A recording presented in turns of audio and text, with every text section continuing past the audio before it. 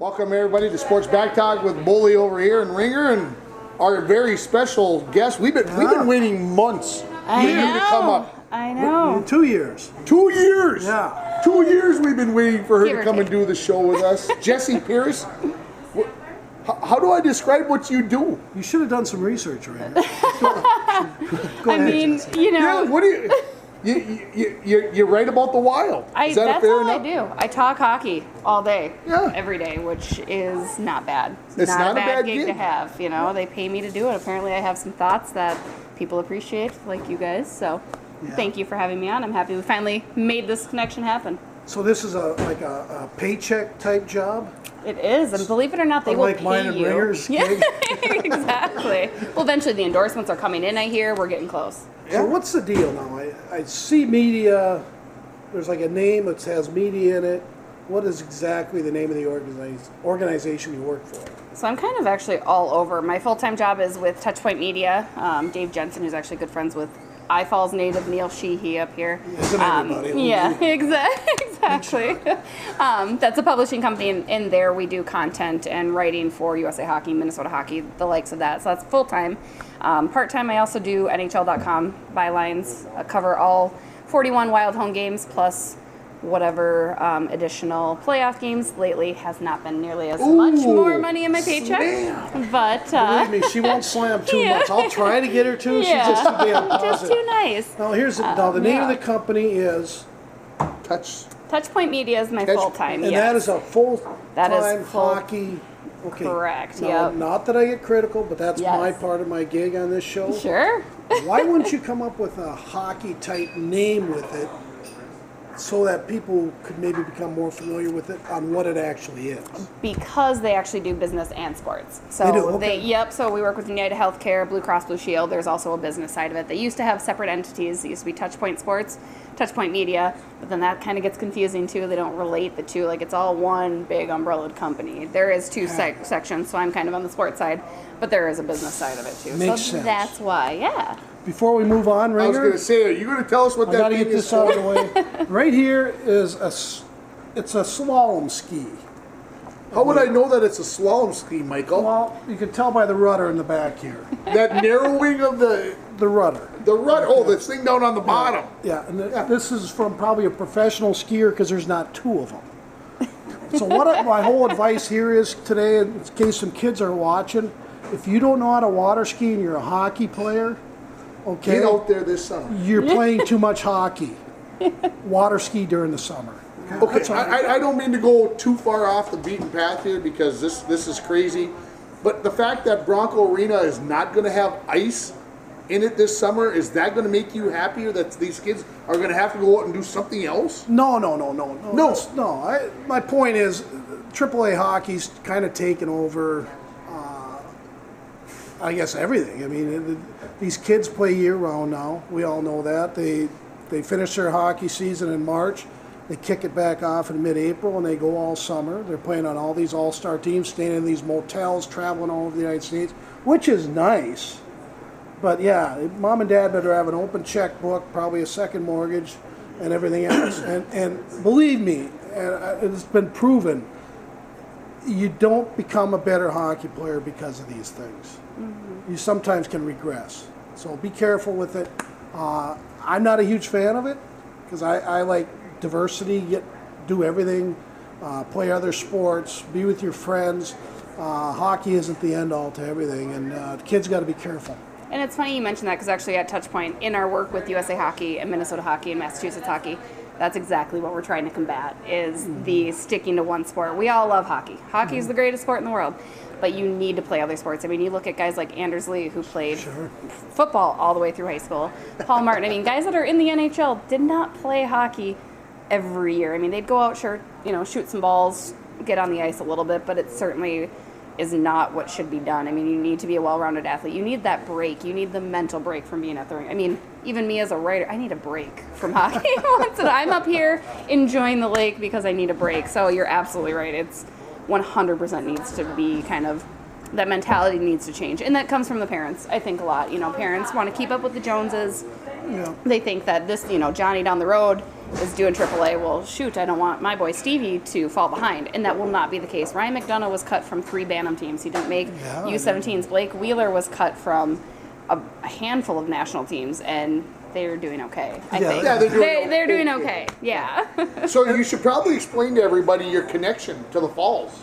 How do you come up here and become a part of Back Talk and all this other stuff? I know. Falls is my second home. My mom was born and raised here. My grandparents built a house on Grindstone Island, so for as long as I've been alive, 30 years now, that was where I would go for sure in the summer, even in the winter, whether you're snowmobiling, driving. We've even walked across the ice when it was, a little questionable. And now my parents are full-time up here too. And then outside of that, the Heibel Clark Surwa clan is very large. So there's family everywhere. So it's definitely, literally my second home. Now the Surwas, that would be Billy and Kenny. They would be your uncles. Correct. Yes. Okay. And then the Heibel side is my grandma, and they, like I said, run rampant throughout Rainier. Shout out to the Heibels too. Yeah, I spent a lot of times over at the Surwa clan with Todd. The Heibels are in attendance today too. they So are. yeah. Buddies Todd Pavlik and Paul Nevenin and that whole crew. We went over there and drank soda pop Oh yeah. and had a good time. And if you believe that, I got a little property I'd like to sell you. And, yeah. So how do you end up with Touch Point? How does one get a job there? Because it sounds like a pretty good gig to me. It's not bad. I went to school for journalism and I found out that you could get paid to talk about hockey. And I was like, that sounds great. Or any sports, really. I was kind of into anything. Interned at USA Hockey right after graduation, and Touchpoint actually publishes USA Hockey Magazine. So I got connected with those guys and always kind of kept them in the back of my mind. Roamed around a little bit and saw they had an opening, jumped back in, and pretty slick deal actually. Kind of timing and hard work kind of paid off a little bit. Absolutely. So with the Athletic, I know you're kind of dabble into that a little bit. I'm Yes. sure Michael Russo, my dear friend Michael Russo, Yeah. probably got you a little involved in that. I don't know how that worked. Who contacted you to go to work for the Athletic? So with NHL.com, which is one of my other part-time jobs, obviously I'm at all 41 home games.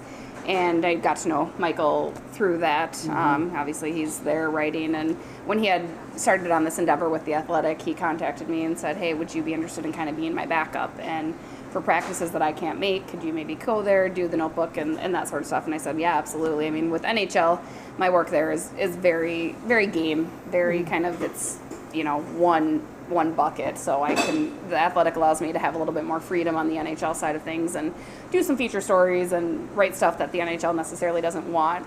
It's been a great connection. I'm thrilled beyond belief to be in the hub of the writers that are involved in the Athletic too. So very honored to do that. I can't resist. Now, do you write a lot of articles about the girls' high school and college games? I mean, I know that's the assumption, right? Because I'm a gal. I had to do it. No, I cover the big boys, the men's professional team. I'm sure there will be situations where I jump in and dabble because to me, hockey's hockey, regardless of gender. I mean, the games really are a little bit different, but they're not too in the same sense. I mean, the ultimate goal is you're developing learning as a player, and I mean, you're skating, and it's a lot of the similarities. So I'm sure I'll jump in and lend my hand there, but for now, I'm definitely with the boys. Did Cheryl Reeve, she went after Michael Russo a little bit. I don't know why Michael, probably because they didn't have an athletic writer for basketball yet. Right. But I guess Russo was kind of the face of the Athletic. Has Cheryl Reeve went after you at all? Not at all. And I think it's been helpful to have a female voice like myself with the Athletic to combat, because they're great. It's not that they don't want to devote, that attention. They are. They've got 2 writers now for the Lynx, which will be fantastic coverage with Sloan and Tyler there. And I think Cheryl's very happy and thrilled to see that. So we hope so anyway. Guerrero's giving her lots of press. One other thing on that, did you know that I didn't subscribe to the Athletic right away? Should. I am now. Yeah. I like Russo.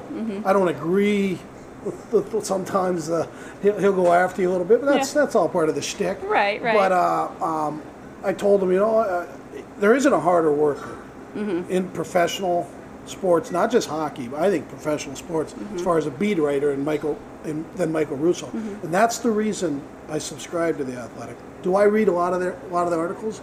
I probably read 5 articles a month on it. I mean, there's the Jesse Pierce byline that you should always read. I as always well. read. But, I'm definitely, yeah.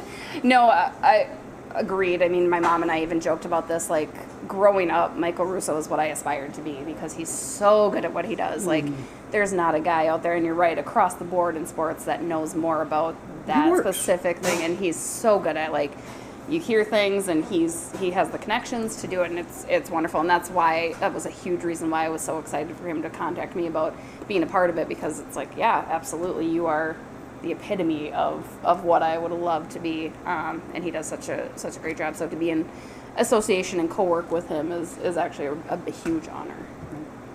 So hockey's not a 365 sport, so is that why you can spend so much time up on Rainy Lake in the summer, perhaps? Because I suppose you got to cover the NHL draft, but once free agency gets over, like by July 15, it's a long way to September 15 when training camp opens, right? So that leaves a little time open to... A little bit, yeah. It's funny. We try to take a break ourselves. Yeah. We preach it. We preach it in our writing.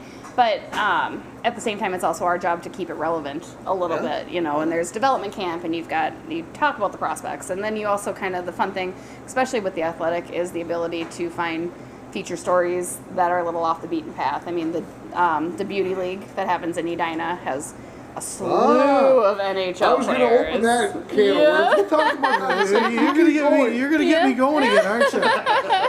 But I mean, to have those guys and to be able to chat with them about random things. I mean, I had a great conversation with Dustin Bufflin just about fishing. The dude loves to fish as much as he loves to grab guys by their collars. Beat them into the ice. Yeah, exactly. Yeah. So it's our job still to keep it kind of out there. But at the same time, we understand it's not hockey season, it's baseball season right now. So hockey does fall a little bit behind. It is going to get busy, I think, leading up to the draft. Yeah.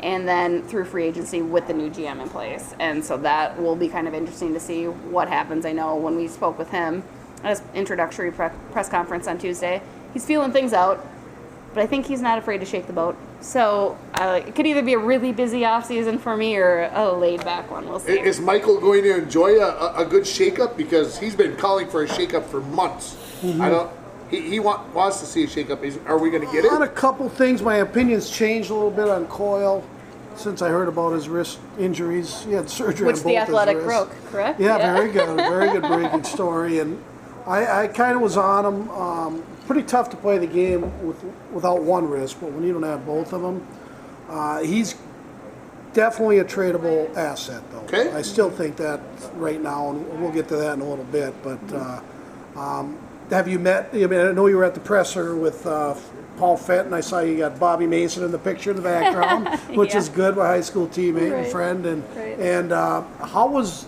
the atmosphere there? I know there's a lot of the word tweaking going on, the tweaking word. Right. What are your thoughts on that? I mean, that is the word of the day. And even when Leopold had spoke to the press when they let Fletcher go, he had made it very clear that him as the owner does not want an overhaul change. I think the perspective from the media and even from the fan is we do want an overall change, right? It's tweaks I don't think are going to fix the team necessarily as it is. The problem is they are handcuffed a little bit with some of the contracts and with some of the players that they have as far as long-term deals go. And Fenton was very honest with us, which was great. He doesn't, he was literally thrown in. He was hired, and here, meet the media. He hadn't met his staff. He hadn't really got to know any of the guys. So he had admitted to us, we want to feel that out. I want to meet this, because that's the other concern, too, is hockey ops stay the same. Do you get a whole new group of guys in there? Do your coaching staff stay the same? I mean, there's a lot of missing pieces that all come into putting that team together at the end of the day. So I think he wants to meet I believe he did this week actually, meet with the players and get to know some of those guys. And they all realize it's a business. So they were putting their best foot forward and hoping that Fenton likes them and likes what he sees. I think tweaking, yes, that was a huge word. it also was nice to hear that Fenton said he wants to make hockey moves. He wants to make hockey trades. So if it does mean making a little bit of a splash and not just a ripple, he'd be willing to do that if it's the right move. I mean, he did a great job in Nashville at his draft pick. So that'll be his first big test come June 22nd and 23rd, I think. With the draft. Right. And that's what he's kind of known for, is the evaluation of hockey players. Brett Flair, I would guess, days are numbered. I'm hearing Russo say that.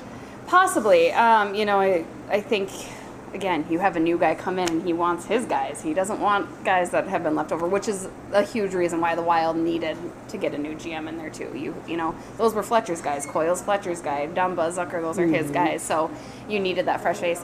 I do think that the hockey ops, you maybe keep one or two guys and then kind of maybe clean house. Not because they did a bad job, but because you want people to have the same vision that you do. So this is what you guys deal with, huh? Yeah, all the time. It's okay. We're okay with the cross traffic. We don't mind it at all. We work with it. It's part of the show. It is. Leopold, kind of, reading, of course, The Athletic, kind of felt that he threw Fletcher a little bit under the bus during that presser. Just like, there's no way we'll make the same mistake with Holla and Tuck. He was making reference to and I agreed with both moves they made. It's unfortunate. It had to happen somewhere. It was all about salary cap and where we were at. So he kind of threw Fletcher under the bus. Your thoughts on that? I don't know that it was necessarily to throw Fletcher under the bus. I think it just meant as owners to have a bigger input and a bigger impact on how because Seattle, it sounds like that's happening, right? That's going to be the next expansion team in the NHL, which is fantastic.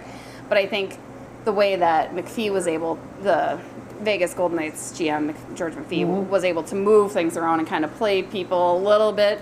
I think Leopold and the rest of the owners are like, no, let's not have that happen again. So I don't know if it was necessarily to say Chuck did wrong by this, because again, like you mentioned, he ain't the you only look general at it, manager right? I mean, William Karlsson was 25 goals, the past couple seasons, and now he breaks out. Like you don't expect that from the guys. Keep going on. And that's part of the system, and it was the system that Vegas. I don't think Holla would have been the player here that he is there, because he'd still be a fourth liner. He wouldn't be. Right. Is it something that we need another year to make a true evaluation on some of these moves, the players that went with Vegas? I mean, they obviously have had a great year this year, but do you need a second year to see these players? Can they hold it together? Can they be the same team next year? I mean, people asked that about Jake Gensel, and he did all right in the playoffs again this year. He had a quiet season, but he popped it. Thank that was you. Awesome.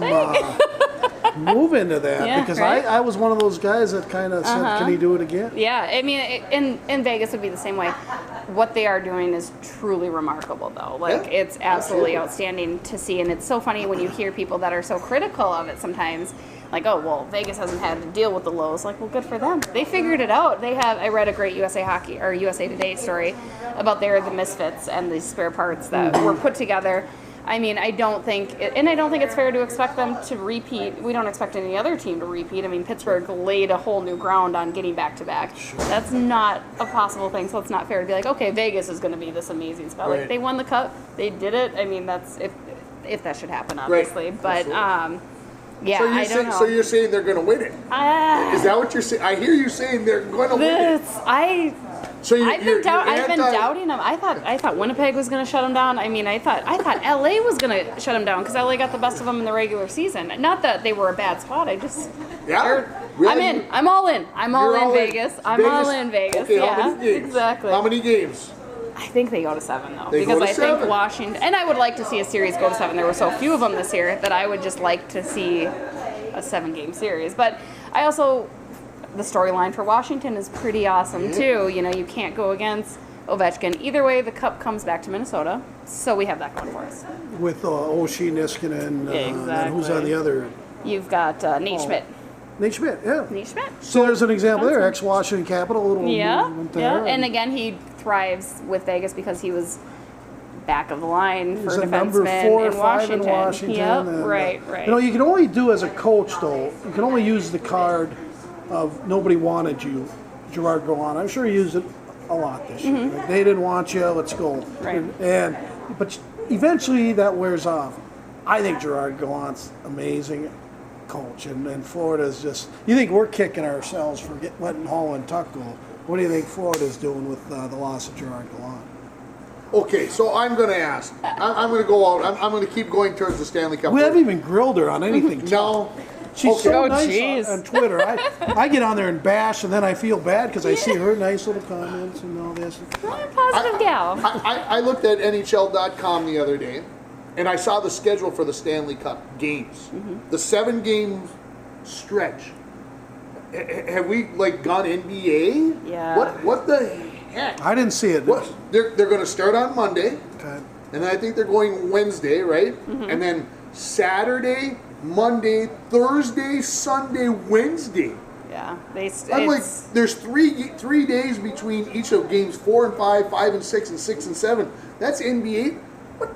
What are we I doing? think I heard one Saturday or Friday on that whole thing. Yeah, right. Coincidence? Right. I don't know. Right. I mean, what is NBC got a role in this? What are you hearing? I'm sure. I mean, I haven't heard a whole lot, but I've heard the gripes on it, right? Like, especially with how people, they miss hockey. Like, already we're a couple days out. Like, I want more hockey. I want more Stanley Cup playoff because hockey. the last game was on Wednesday. We're not playing till Monday. Right. But I think part of it is I wonder if the NHL is like, we want our best hockey. And truthfully, to do that, you need a little bit of time to just kind of... Oh, boy. That boat is floating away. So, Mike happened to look out at the boat, and not only... I hope the rope that I tied is staying on there, because It is. It's his. One seems to be hanging on, and I think it's mine, and I was nervous when I saw the boat floating. Michael's boat is heading into Rainy Lake, but it looks like one rope is hanging on. And I think it's mine, and if I would have been mine that let loose, I'd have... Yeah, no, it's his. It's his back knot, I think. So anyway, we'll just keep kind of going with the show. Yeah. So, Great. money, I'm glad it was noticed anyway. Right? money talks, right? I mean, that's what it's all about. I mean, at the end of the day, unfortunately, yes, it's still a business, and having NBC probably play a role in that, I'm sure. But part of me, I just still believe that maybe they wanted to give these guys that time. But then again, I know speaking to a lot of guys, they'd rather just keep it going, right? You want to keep that momentum, whatever you have, loss, whatever. I think you kind of get into that groove of playing every other day in the playoffs, and I think... Well, and then look at college hockey. That's a series, and a lot of those guys have done that too. So, I don't know. I think fans hate it, so I would be really curious to see how that's adjusted or tweaked, as is our word later. Sure. I'm curious to see how that changes next year. So what are you hearing about the Wild? I know I'm going to kind of go back to it a little bit, but I mean, you hear the word tweaking, but is it something that are we gonna see major changes? What do you think? I mean, from a personal opinion, I think it needs. Yeah, right. I think it needs to happen. I do. I think you need to be okay with making those huge moves, because this team, as it is, isn't getting it done. You have a lot of. I've been referring to it a lot in my writing too. Is got a lot of C players, which is fine, but you don't have that one superstar. I mean, Mikhail Granlund could maybe be arguably your best player. But even then, he's a B+. You don't have a McDavid. You don't have, and every other team does. And I think that you want at least one guy. You don't want a bunch of average players. And they're all great. And I always feel so bad being critical about it. Like he said, I'm very positive. And but at the end of the day, that's not a championship team. I don't look in the room as it is and see a Stanley Cup. And I don't think those guys do either, which is interesting to me. So, we see what Nashville did. We see what Winnipeg did, getting to where they got to, very physical, banging, whatever. I mean, is it possible that this Wild team, I mean, do they have to clean house to become that kind of team so that they can compete in the playoffs? I mean, you can't clean house, frankly. You cannot get, people will clamor for this, and I will tell you guys right now, Suter, Parise, and Koivu are here to stay. They are not going anywhere. Not going anywhere. Not going anywhere. Mike's going to be very disappointed to hear you say that. I'm sorry. It is what, again, they're handcuffed a little bit with those contracts, and and then they have this loyalty to Mikko a little bit, and that's fine. So those are three guys that are eating up a lot of your money, and those would be the ones to move. I think what you do. Would other guys, and I'll sorry to cut you off. No. But would other guys on the team get the message that if I'll use Koivu as the example. If Koivu all of a sudden was sent down the road, My mom's a big Koivu fan, by the would way. would all of a sudden the rest of the guys on the team go, well, if they can send Mikko down the road, I better get my act together because I'm going to be going down the road if I don't start doing others. I'm asking. I don't sense that. I think No? there's a lot of guys in there that realize their play is a fact. I mean, talking to Charlie Coyle after the season, you could tell he was, this is it for me. I think, there was just a lot of pain in his eyes, and not about being out of the series. I think he just realized, like, he's a guy, and like Mike said, he's a guy that would be moved, and I think he will be moved. But then you look at Dumba and Zucker, too. They're going to want big contracts, and they deserve to have a bigger contract after the seasons they had. But again, at the end of the day, none of these guys are producing in the playoffs. Nobody's doing anything that's remarkable. I mean, you don't even hardly hear about the Minnesota Wild ever. And I work for the NHL.com. You don't hear about the Wild, unfortunately, as much as I try to pitch it. And it's because it's just a very meh type of team. So I think you don't be afraid to deal a lot of those guys out and see what happens, Mike and I have talked about this repeatedly over the season, so I want to bring it up with you. Yes. We've talked about the fact that there are two different NHL seasons. There is a regular season that is soft and fun and no whatever, and then you get to the playoffs and it's this banging, very physical. The referees let all the crap go and they let the cross-checkings and the heads and all this other stuff go. Yeah. Does the NHL need to fix that, or is this okay with you? Because this is what you deal with. To me, it's total and utter bunk, and people who watch the show know that you can't have two different seasons. The regular season and the playoffs got to be close. I understand it's going to be a little bit different, but it's got to be close. This is like this. I think part of it's on the officiating, but I think part of it's just on literally the intensity. I mean, you go talk to the Jets Wild series regular, and we're going to go out there and play. I mean, everyone wants to win, but it's not that do or die. Because you see toward the end of the regular season, the mentality change for players. And I think a lot of it is the players are just like, let's go, let's do this. And I think the problem with letting things go is there still needs to be a consistency. And this year in the playoffs, we saw just a terrible inconsistency amongst officials and what they're calling, even on goal reviews and things like, I mean, you screw teams out of potential wins this year, unfortunately, and not to put the officiating department on blast, but I think that was a huge problem this year. So I think in regards to should they change regular season and playoffs, no, because I think you're going to have that whatever. Even look at the NBA Finals. I think that happens across the board in sports. Like, there's just an elevated intensity to it, and I think you got to let that go because that's what's fun. That's why people want to watch playoffs, right? Okay. Yeah, getting back to that, I watched Winnipeg Wild series seriously, intense. Mm-hmm. They physically beat up the Wild. Yeah. Physically, and then eventually mentally. Nobody wanted to go near any of their defensemen. Mm-hmm. Then I watched Winnipeg play Las Vegas, and I say the reason they lost that series is Winnipeg needs to play with that edge, or they lose what they have. The intimidation factor of Sherratt, Morrissey, Bufflin, Myers. You look at their defensemen, they're all huge and they're all mean. Bufflin's mean. He was very mean against the Wild. If you noticed after that, no, not so much. Mild mannered, the buff that we see on the lake, that she talks shit. Yeah. That's the way he was. So, and to me, so you didn't see it in the Nashville series not as even much? close to it. No. And maybe Vegas didn't want to antagonize it. Did you see Bufflin get one guy blindsided at all in the Las Vegas series? He blindsided about 8 Minnesota Wild guys. But I think that's also a tribute and a test to, I mean, you got to keep your head up. The guys that he did nail were, I mean, with the exception of Koivu and Granlund, I think he went after Granlund all series. Yeah. But, I mean, you got a guy like Eric Sinek who got blindsided. Well, he's still young and he's not, I think the thing that made Winnipeg more dangerous, and I think that Vegas figured out, is they're big, but they're fast too. I mean, you have Laine who can just come into the zone, and it's unreal what he can do. And even Morrissey this year, and I think Sherratt, like, where were these guys? Like, they haven't been around.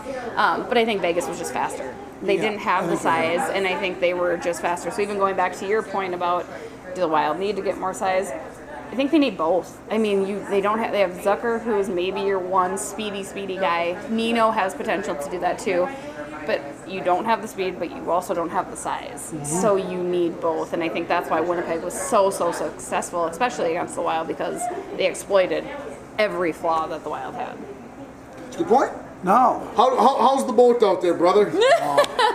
Scared the crap out of me when you looked over my shoulder, and I could see your eyes go. I saw Premier like on the other side of the dock, and I'm going, geez, thanks, that's my boat. And that was a little bit of a... kids were down there messing with the ropes. Had nothing to do with my tie knotting skills or anything. There was kids down there sabotaging.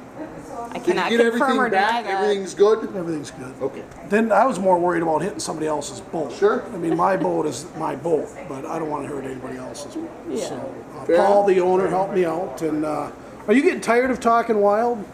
I got one serious question before we One move serious question? Yeah. None of these have been serious before. on. No, we haven't grilled her on anything yet, but we're limited as far as time. Paul Fenton gets brought in. Bruce Boudreau has been the coach for the Wild for 2 years. Usually general managers like to hire their own coaches. Is this a make or break year for Bruce Boudreau to convince Paul Fenton that he's a coach of the future? I mean, short answer, yes. Yeah. Long answer, maybe not though. I mean, these two guys are very, very similar. They both love hockey. They actually played against each other in the AHL. They're hockey passionate folk. Did you know I played against Paul Fenton? I didn't. Yes, See? he would have been at Boston University. He would have been Okay. 2 years older than me. Oh, that's pretty He fun. looks a lot better than I. He looks darn good for 58. Yeah. But yeah, go ahead. So no, that's awesome though. I think that's where they had the connection. I know they went and had dinner the night after he was announced, just to try to again feel each other out. Bruce realizes if he's out, he's out. That's what it is. But Bruce also is a great coach. I really like him. I really like him for the Wild. I think he calls those guys on their BS and makes them held accountable. I mean, when you sit Dumba because he's made another bonehead mistake, that says a lot, because I don't see that Yo Dumba would got have ever better, done too. that. Yes, exactly. I mean, I think he knows how to get, and truthfully, if you really look at Bruce's save percentage outside of Game 7s and outside of like that type of stuff, Yeah. he's a very good coach. So I think Fenton takes that seriously. But it's foolish to consider that maybe his job is in jeopardy, because again, a GM comes in, wants his guys, wants to do things the way that he wants, and he has that right to do so. So, yes, but I think Bruce will make his point very, very clear, even in the off season. I think so. Any changes for the Wild? Any big trades, splashes, mini trades? Well, you were gone. She informed me that Suter and Koivu and Parisi are not going anywhere. No, they're not. They're not going anywhere. Not because they don't want to move them, they just can't. They can't, right? I mean, I think you're handcuffed with at least 11 of those guys a little bit too. Big splashes, Fenton, as we had talked about, I think is willing to do it, which is important. I think you need to have a guy that's willing to actually look at it. I mean, not to. I know There's Devin, no E-Rap I know Devin for- Dubnik's probably going to watch us because he reads and watches everything. But I mean, that would be a big move. But then again, that's somebody of value. That Wild have very.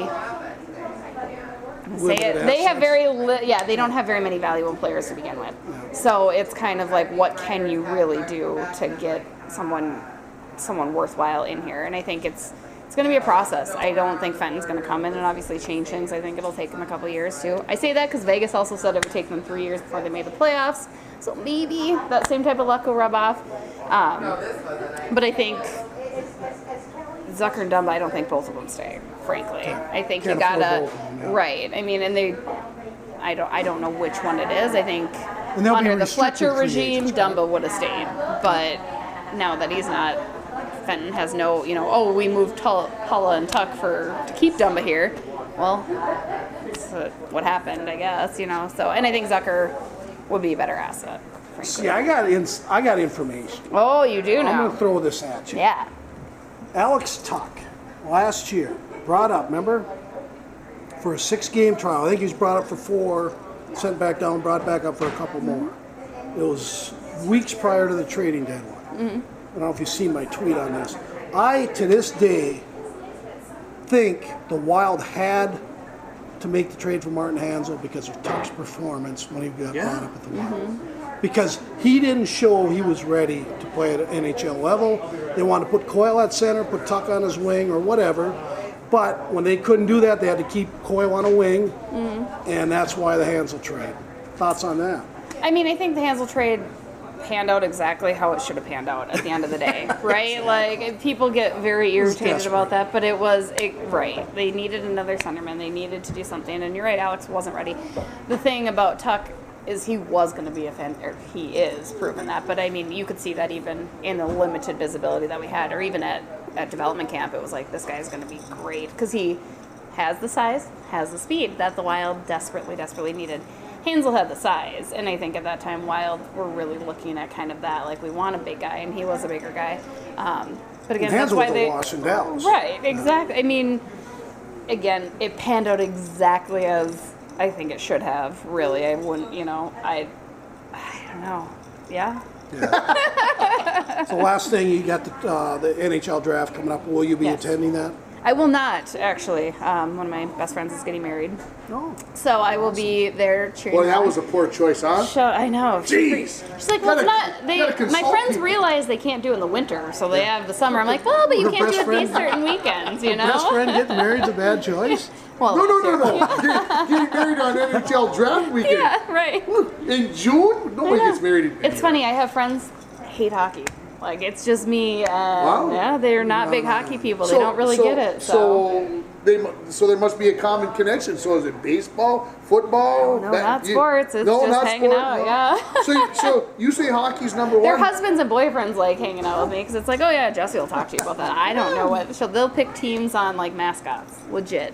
I love you guys, but you do that. Like, we're a part of that. So hockey's it. You don't care about the Vikings or the Twins or the Wolves or the Lynx or I do. I'm a sports fan. Yeah, I mean, my parents are both very competitive people, overly competitive, frankly, and I inherited that from them. And I just have I love sports. I love talking sports. It's kind of fun to watch a winner loser. And then, truthfully, if you look at even like the Vikings' miraculous run, there's that emotion that's so tied to sports for me that it's just so exciting. Like, how can you not get chills watching plays like this? Or even if it's not a Minnesota-related sports thing, like, it's so, I love it. I just get so engulfed in it. Hockey's number one, but I certainly don't dislike any of the other teams or anything like that. Yeah. So those that may be familiar with me or not, but her mom actually graduated in 1980. And her name was Kim Clark. Mm-hmm. Her name's still Kim. Yeah. Okay. Wow. She kept the name. She thought Kim was a solid name. Yeah. She joined us on the pontoon ride over here, and she looks very good. And I told her she looks a heck of a lot better than I do at her age than I do at my age. But anyways, Kim was, she's always a nice gal in school, but the class of 80 was a little iffy? A little overrated. Yeah. Huh. What happened? Those people, what do they wear? So again, Jesse Pierce, you can catch her on Twitter. Go to Jesse Pierce on Twitter, and the name of your company again is? Touchpoint Media, but also NHL.com and The Athletic. So she's a big shot. She is a big wheel. We're so happy that you came up and took time for So we're going to ramble a little bit about something else. Should we ramble? Not very long. Okay, I'll say this. She's taking Vegas. I'm going to take Washington. How about you? I took the Capitals. You're going to take the All Capitals, okay? Game on, boys. Game on, let her rip. Yeah. You know, it is what it is. Anyway, NBA looks like Cleveland-Boston is going to a Game 7 as we do this on Saturday. I'm going to say Golden State wins tonight in Game 6 and forces a Game 7 there. The NBA gets exactly what they want. They want two Game 7s. They got two very competitive conference finals, so it'll be fun to watch what happens there. Of course, playoff time here in the Falls area for high school athletics. Softball is already going to be in their second week coming up, and baseball getting started, and of course track and golf. It's a huge week for me, sports-wise. It's one of the busiest weeks of the year with all the section playoffs and tournaments going on. So stay tuned. Make sure you know what's going on. It's going to be exciting to see if the Bronco girls golf team can win their third straight section championship coming up this week. They haven't lost a meet yet. Have not lost a meet yet, and the softball team has got a long road to come back through and win, but they've got the talent to do so. And of course, the baseball teams and the other teams, it's all exciting coming up. But we'll see who makes it back for state track and field. And this is our last show, Mike, of the year. I hear people are like, "Where was I for the first show?" I feel like I should have bookended this thing, right? Maybe next year. You could come back in August. Exactly. You could come up for the Bass Championship. I am always here for the Bass Championship. Well, there you go. It's my favorite weekend. We do our show right out there, right on the deck. Perfect. We'll make it, and we'll be able to talk about whether the Wild did the things that they needed to do. It's true. To be. I agree with Jesse. I think Zucker or Dummel, one of them, won't be back. And I'm saying right now, Charlie Coyle will be moved. Will be moved. Will be moved. Yeah. Despite your love for him now. My love for another player that plays for the Rangers right now, I wanted him to make that trade at the deadline. It was Ryan Spooner for Charlie Coyle straight up. Yeah. I would have done that in a heartbeat. Ryan Spooner can play power play. He's an energy guy. But that Coyle could be a Getzlaff. Yeah. He could be. But you can't teach mean. Right. You got to have a little nutso party that's on the ice. You really do, right? So, and you watch David Backes, even at his age now, he'll lose it once in a while on the ice, and you have to have that mentality to play at an elite level. And Charlie Coyle, I think, overall is the best Wild player, if he wanted to be. And I'm a little hard. You don't agree with that? No. I just see his talent and skill level that he could be so dominant. Who's the best player in the Wild? Again, you got to be a little careful because you got to interview these guys. I do. And they all watch our show. Exactly. Yeah, I know. That's what I said. I know Dubnik's going to. Breezy, he can hardly wait to put out the Boly. Right. I think on pure talent, Granlund is your hands down your best player. Mariosky would be. The way that he sees the ice and the way he makes plays or whatever. I mean, obviously, you'd love to see him score a little bit more, but I think hands down, he's your best.